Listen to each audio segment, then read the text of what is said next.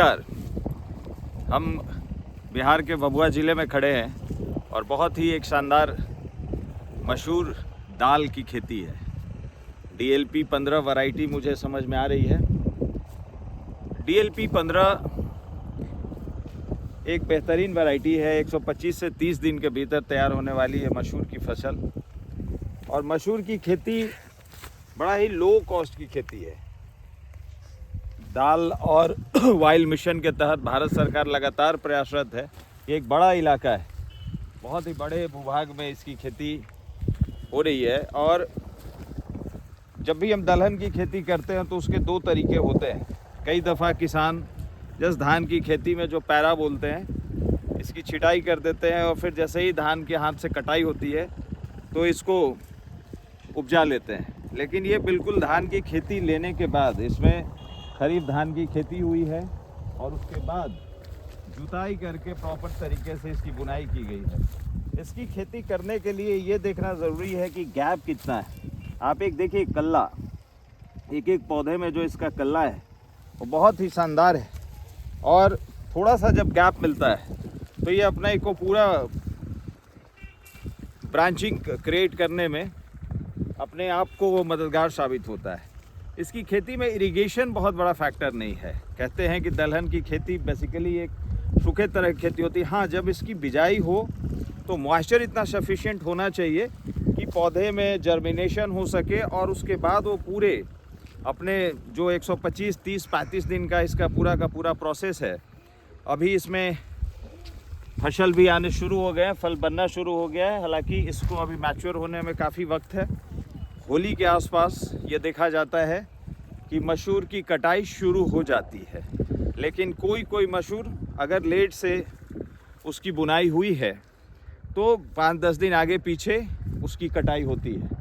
तो इरिगेशन बहुत बड़ा फैक्टर नहीं है। लेकिन हाँ, अगर मसूर की खेती में आप स्प्रिंकलर का 1-2 इस्तेमाल करते हैं तो वो मसूर बेहतरीन हो जाता है। स्प्रिंकलर माइक्रो इरिगेशन है और आप पाइप के थ्रू डिफरेंट उसके कोने में स्प्रिंकलर को सेट करते हैं और उसका फ़ायदा मिलता है। एक जो सबसे बड़ा दुष्परिणाम आजकल मसूर की खेती में हो रहा है, मैं कभी किसानों के पास जाता हूँ तो वो बोलते हैं कि अमर बेल या अमर लत्ता आ गया। आप इस खेत में देख पा रहे हैं एक भी अमर बेल नहीं है। और उसमें किसान एक जगह उसको खोलने की कोशिश करते हैं, कहीं दूसरे जगह से डेवलप हो जाता है। कई दफ़ा गाँवों में इस बात को लेके भी आपस में मतभेद होता है कि किसी ने फेंक दिया। इसको मैं बताऊं कि वो बीज से ही आता है। तो अगर आप प्रॉपर बीज इस्तेमाल करते हैं तो आपको अमरबेल की समस्या कहीं नहीं मिलेगी। इतना बड़ा भूभाग है जहां 2 से 3 एकड़ 4 एकड़ में मसूर की खेती है, एक भी पूरे खेत में अमरबेल का नामो निशान नहीं है। तो बहुत सारे किसान मसूर की खेती से इस बात से डरते हैं कि इसमें अमरबेल आ ही जाता है। मतलब कई दफ़ा तो इसको प्राकृतिक आपदा या जो भी धर्म से जोड़ के कहें, उन्हें लगता है कि वही आपदा कहीं से क्रिएट हो गया। हम कितना भी कोशिश करते हैं, कितना भी उसकी सफाई करते हैं, तो वो मसूर के ही जैसा उसका सीड होता है और उसी से ये डेवलप हो जाता है। किसी भी तरीके से आप जब उसका सेपरेशंस या क्लैरिफिकेशंस करते हैं तो भी वो जमा हो जाता है। इसमें जो खाद का इस्तेमाल करना है, खाद का इस्तेमाल बहुत ही मिनिमम होता है। और मसूर, चना, मटर, ये सब ऐसी खेती है जो अगले फसल के लिए अपने जड़ों से राइजोबियम छोड़ जाता है। अगर आप इसके जड़ों को 10 दिन बाद खींचेंगे तो उसमें गांठें नज़र आती हैं और वो राइजोबियम फिर अगली फसल को काम आता है। तो ये एक अंतर्वर्ती खेती कहें या फिर एक साइक्लिक खेती कहें, जिसमें मसूर की खेती, दलहन की खेती आपको बहुत सहायक होगा। हम जस्ट पहले बात कर रहे थे तो ये एक साइक्लिक खेती होती है। इसमें मतलब धान की खेती कटने के बाद मसूर की खेती हो गई, मसूर के कटते इसमें मूंग आ जाएगा। तो दो जब दलहन की खेती आ रही है तो आप सोचिए कि धान की पैदावार भी बहुत शानदार होगी और मसूर की पैदावार तो अपने आप में शानदार है ही।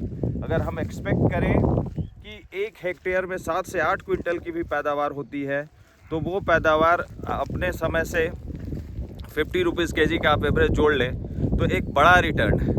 बाकी के गेहूं की खेती कहें या फिर उसके समकक्ष अदर खेती में वो मुनाफा नहीं है। और ये जो छोटा मसूर है ये बहुत ही चाव से मिडिल ईस्ट में भी खाया जाता है। ये भभुआ बिहार में है और बिहार का जो बड़ा इलाका जाना जाता है दलहन की खेती के लिए वो टाल है।